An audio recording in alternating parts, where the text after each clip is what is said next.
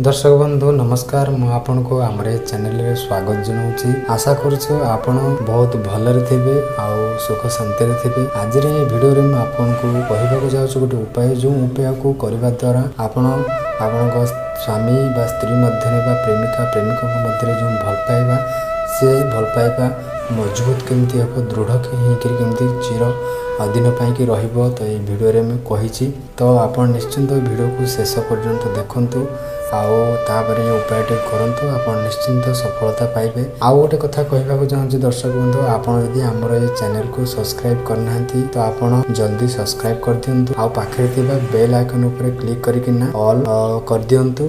आ ता सहित वीडियो रे एंड रे आपण निश्चिंत वीडियो को लाइक करंतु। तो दर्शक बंधु प्रथमे आपण 7 चुटकी गहम नेबे आउ गोटे माटीर पात्र नेबे जो पात्र की टिके बड़ साइज होइतिबो आ से पात्र रे आपण सोरिष तेल नहींकिना ढालिबे से पात्र रे आ जो 7 चुटकी गहम नहीं से गहम को आपण से सोरिष तेल रे डुबेई देबे।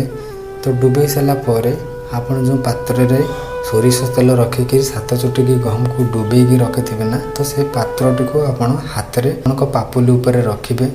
पापुली ऊपर रखि सारिया परे आपण 3 थर फुंक मारिबे। तो 3 थर फुंक मारिबा समय रे आपण आपणकर पति बा पत्नी बा प्रेमिक बा प्रेमिकଙ୍କ ना कहिकिना 3 थर फुंक मारिबे। बस आपण 3 थर फुंक मारिदेबे। बस एतिके आपनको करिवार अछि।